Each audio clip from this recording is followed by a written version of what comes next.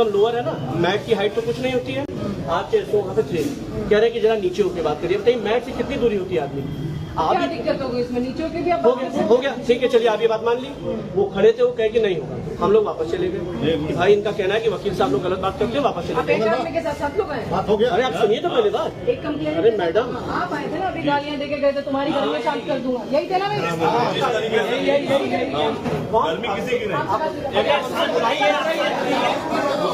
वाराणसी की कचहरी परिसर में वकीलों की बैठक आयोजित हुई, जिसमें अधिकतर वक्ताओं ने अपनी कुछ प्रमुख मांगों को रखते हुए आंदोलन तेज करने का आह्वान किया। वक्ताओं ने कहा कि जब तक उनकी मांगों पर ठोस कार्रवाई नहीं होती तब तक वे पीछे नहीं हटेंगे। बैठक के बाद सर्वसम्मति से निर्णय लिया गया कि परिषद अनिश्चितकालीन स्ट्राइक पर जाएगी। इस निर्णय से कचहरी परिसर में कानूनी कार्य बाधित रहेगा।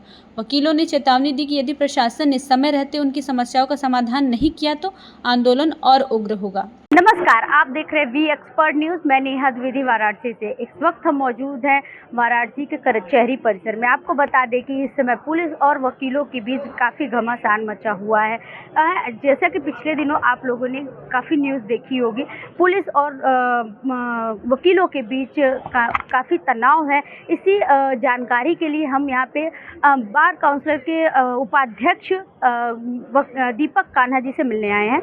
इनसे हम जानेंगे कि यहाँ पे क्या मुख्य कारण है और क्या मुख्य मुद्दा है जिस तरह से वकील और पुलिस के बीच में झगड़े हो रहे हैं। क्या है यहाँ का जो मुख्य कारण है? पिछले दिनों वकील और पुलिस के झगड़े हुए, जैसा उनको द्वारा कहा जा रहा है। झगड़ा बाबू और पुलिस में था। वकील बचाने गया था और फुटेज में भी वकील बचा ही रहा। जो नहीं, सैकड़ों वकील एक पुलिस के ऊपर फुटेज देखी है, हमला कर रहे हैं, पुलिस का कहना है। आप फुटेज, पुलिस तो बहुत कुछ कह रही है, आप फुटेज देखी है कि नहीं ध्यानपूर्वक? जी बिल्कुल। आप उस फुटेज में क्या देखी है? फिर कुछ वकील है, कुछ बचाने ही गए हैं। अगर 100-200 लोग किसी को मारेंगे तो वो किस परिस्थिति में रहेगा? मेडिकल आप मेडिकल जानते हैं, जीरो, कोई मेडिकल इंजरी नहीं है। और फिर भी ट्रामा सेंटर में ट्रामा सेंटर तो हम भी चले गए थे। अभी हमारे अधिवक्ता महोदय भी गए थे। हमारा तो 307 निकाल दिया गया। हमारा जो अभी शिव प्रताप सिंह को ले गया वो भी ट्रामा में गए थे, उनको भी इंजरी थी, तो 307 तो हटा दिया गया। हमारे में मेडिकल पुलिस वालों की साजिश है क्या ये? भाई साजिश नहीं, आप उनके तहरीर को पढ़िए, झूठा तहरीर ही है। FIR ही गलत लिखा गया है। हम न धारदार हथियार लेके चलते हैं, जिसमें धारदार हथियार की बात है। 2.5 लाख की घड़ी का हम चोरी नहीं कर रहे हैं, हम 4200 रुपये उनका लूट ले रहे हैं। समझिए, उनके पत्नी का बयान है कि 40 मिनट तक वो कमरे में थे, 40 मिनट के बाद वो वकीलों के बीच में आए। उनका झगड़ा जो मूल है वो बाबू से पैसे को लेने, क्योंकि गौकसी का काम था, वो आए थे पेशी पे। लेकिन कुछ वकीलों का यही बयान है कि ये झगड़ा जो है कुछ दिनों पहले रथ यात्रा में शिव प्रताप सिंह जी के साथ एक घटना कारित हुआ था, जिसमें पुलिस ने बर्बरतापूर्वक हमारे अधिवक्ता परिवार को पीटा था। उसमें FIR भी दर्ज था। 15 घंटे के अंदर गिरफ्तार करने के लिए पुलिस ने हम लोगों से वादा भी किया था। उसी 15 घंटे के बाद की यह घटना कारित होती है। कौन लोग आए कोर्ट पहिन के कैंपस के अंदर, कौन वकील थे? सारे वकील अगर वहाँ मौजूद रहते देखिए, ये एक बनाया एक स्टोरी है। उस स्टोरी में 15 घंटे की गिरफ्तारी हम न करा, पुलिस की गिरफ्तारी होती नहीं है। लोग सेवक होने के नाते, सरकारी कर्मचारी होने के नाते, उसके एवज में ये स्टोरी क्रिएट कर दी गई। और घटना जो हुआ है, वीडियो फुटेज को बहुत ध्यान से देखिएगा, इतना फुटेज है, उसमें वकील बचाने का काम लगातार कर रहा है। फिर भी 10 लोगों के ऊपर FIR हो गई, 60 लोग अज्ञात। FIR तो थाने के हाथ में, किसी भी धारा में कभी भी लिखती है, परंपरा चली आ रही है, आज के नहीं है। जितने भी FIR लिखे जाते हैं इसी न्यायालय में केस हो जाते हैं और सारे धारे निकल जाते हैं। वो तो उनकी दुकान है धाराओं की, जो मन में आए वो धारा लिख दें। रोज देखा जा रहा है कि वकील धरने पे बैठ रहे हैं, स्ट्राइक रोज नहीं, पिछले कई महीनों से अधिवक्ता लगभग कई थानों पे पीड़ित था। उसके बाद आम सभा हुई, अध्यक्ष महामंत्री आए, मीटिंग हुई, 11 सदस्यीय टीम गठित की गई। उसी अध्यक्ष महामंत्री जी के कहने पर ही उस दिन का नियंत्रण किया गया। नहीं, पुलिस उस समय भी अराजक मूड में थी। आपको सोशल मीडिया के माध्यम से वीडियो भी मिला होगा। वो हमेशा तैयार थी झगड़े करने की स्थिति में।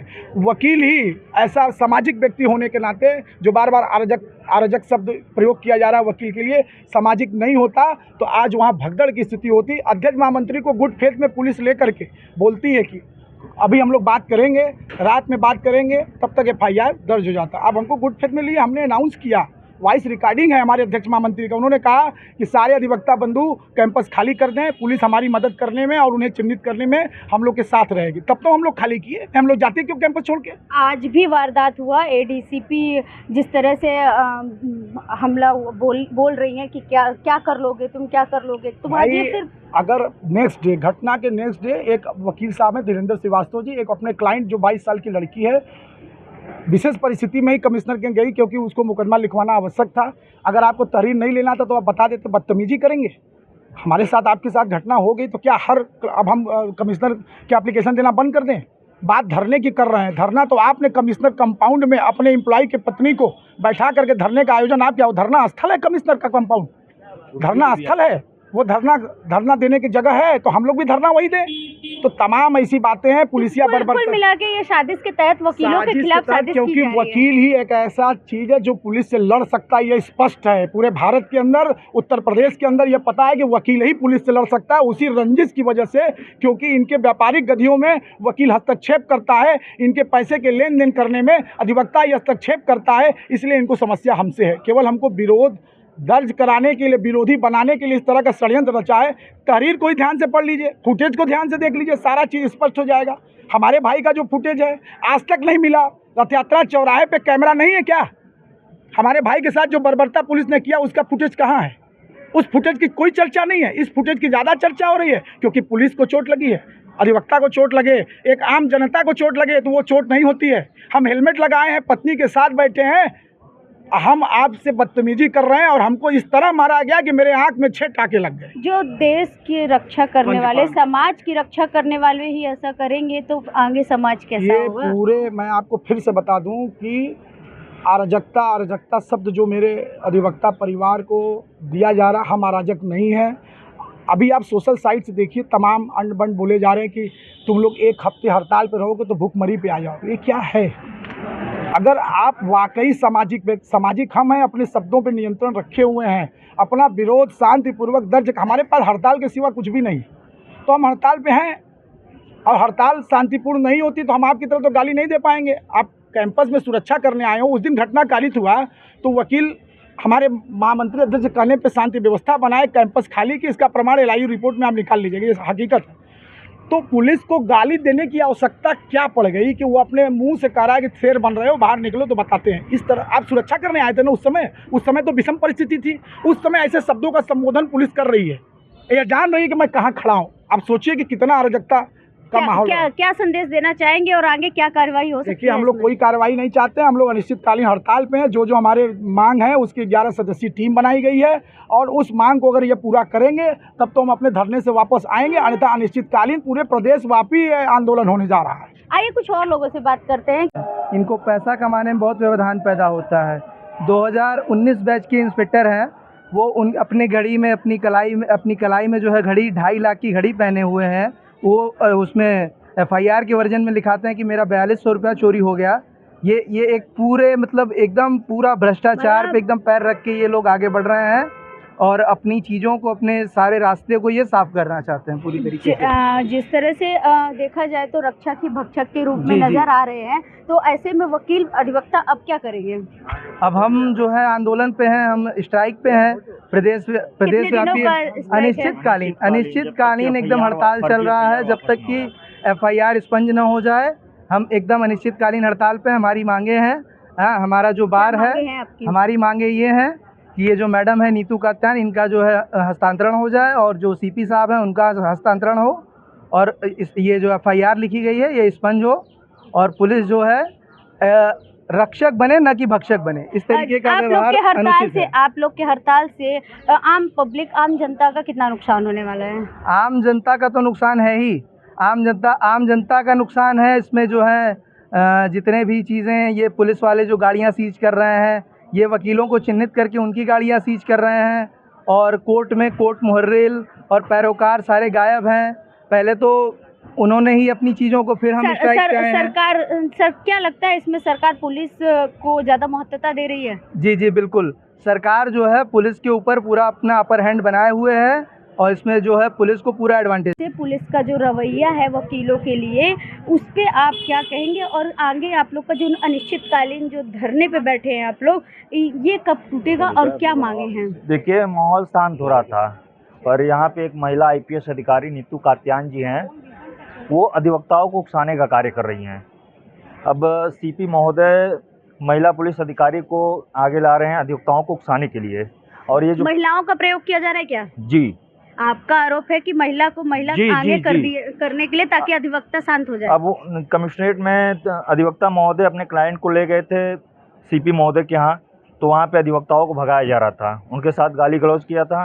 आप वीडियो उस दिन में की रंजिश निकाली जा रही जी थी। जी, और ये समझ लीजिए कि ये बहुत ही गलत आचरण है। इस अगर आचरण को सुधारेंगे नहीं तो ये 2027 में विधानसभा चुनाव में इसका कहा माना ये जाता है कि 2000 यहाँ से के जो अधिवक्ता है अधिकतर बीजेपी के सपोर्टर है, इस वजह से सरकार भी खुल के सामने नहीं आ पा रही, ना तो पुलिस के तरफ से और ना ही अधिवक्ताओं की तरफ से। क्या ये सही है? देखिए, हमको सरकार से कोई दिक्कत नहीं है, पर सरकार को ये संज्ञान लेना चाहिए कि अपने पुलिस पे कंट्रोल रखे, क्योंकि पूरा देश जान चुका है कि वाराणसी के कचहरी परिसर में क्या वकील और पुलिस के बीच क्या घमासान मचा हुआ है। पुलिस का जो भ्रष्टाचार रवैया है, आप आम आदमी बन के थानों पे जाइए, आपको हर थानों पे करप्शन मिलेगा, बिना पैसे का कोई कार्य नहीं होता है। और जब से मोहित अग्रवाल जी आए हैं तब से थानों पे भ्रष्टाचार और अधिक बढ़ गया है। तो ये थे अधिवक्तागण जिन्होंने बताया कि यहाँ पर जो भ्रष्टाचार है वो भ्रष्टाचार की पराकाष्ठा बढ़ चुकी है। जब से यहाँ पे मोहित अग्रवाल, नीतू कात्यानी जैसे लोग आए हैं यहाँ पर, तब से यहाँ पे भ्रष्टाचारी अत्यधिक बढ़ चुकी है। और पुलिस का मनमानी तरीके से रवैया जो है वो चाहे आम पब्लिक हो या अधिवक्ता हो, सभी के लिए निंदनीय है। जी, आप भी कुछ कहना चाहते हैं? जी मैडम, जब से कमिश्नरेट आई है तब से पुलिस अराजक हो गई है। कमिश्नरेट जब से कारण यही है कि उनके पास पहले क्या था कि जब एसएसपी होते थे तो बार में आते थे, हमारे पदाधिकारियों से राय लेते थे किस प्रकार से शासन प्रशासन का प्रयोग किया जाए, किस प्रकार से शासन प्रशासन का संचालन किया जाए। लेकिन कमिश्नरेट आए गए, पुलिस को पावर थोड़ा ज़्यादा मिल गया, इसलिए मनमानी तरीके से अपना कार्य कर रहे हैं। पहले क्या होता था कि पदाधिकारियों से हमारे राय लेते थे, उसके बाद कोई कार्य करते थे। वकीलों के विरुद्ध जो इस तरह की अमानवीय कहें तो सोच अपनाई जा रही है, महिलाओं को आगे कर दिया जा रहा है आपके हिसाब से, तो इस पर क्या कहेंगे हम? देखिए मैडम, सबसे बड़ी बात यह है कि एक कहावत है रामायण में सुपर्णखा, उससे ज़्यादा इस पर हम टिप्पणी नहीं करेंगे, लेकिन इतना तो कहेंगे कि पुलिस अब पूरा मतलब कि प्रदेश तक सब जानता है कि मतलब पुलिस की स्थिति आम जनता के साथ कैसी होती है। तो फिर अधिवक्ताओं के साथ ऐसा कृत, तो सोच रहे हैं कि आम जनता बर्दाश्त करती है, अधिवक्ता नहीं। हम कलम की सिपाही हैं, हम आगे तक अपनी लड़ाई लड़ेंगे। सीपी महोदय का जो कहना है कि 10 अज्ञात और 10 नामजद और 60 अज्ञात लोगों के खिलाफ। अगर ये बताइए, एक दरोगा को अगर 60 लोग मिल के मारेंगे तो क्या उसका हालत क्या होगा? और वो दरोगा जी जो है गए BHU ट्रामा सेंटर में भर्ती रहे हैं, पुलिस उनको दबाव में 2 दिन तक वहाँ पे भर्ती कर ही रखी। मामला कुछ कर दिया गया। दरोगा जी डिस्चार्ज होके आए हैं, उनका कोई भी अंग यानी फ्रैक्चर नहीं हुआ है। जिसके साथ उनका झड़प हुआ सुनने में आया उनको ज़्यादा चोटें आई हैं? नहीं, ऐसी कोई बात नहीं है। ये समझ लीजिए कि ये बस प्रकरण जो है पुलिस अपना रंजिश निकाल रही है। ये जो FIR हुआ है इसमें पुलिस की साजिश से षड्यंत्र है, पुलिस ने षड्यंत्र रच कर अधिवक्ताओं को फंसाने का कार्य किया है। तो ये थे हमारे साथ अधिवक्तागण जिन्होंने बताया कि यहाँ पुलिस पूरे तरीके से मनमाना रवैया अपनाते हुए साजिश के तहत सभी अधिवक्ताओं को फंसाने का कार्य कर रही है। और जिस तरह से इन्हें फंसाया जा रहा है, ये अपनी लड़ाई लड़ते रहेंगे और अनिश्चित काल तक धरना करते रहेंगे। वाराणसी से नेहा द्विवेदी की रिपोर्ट।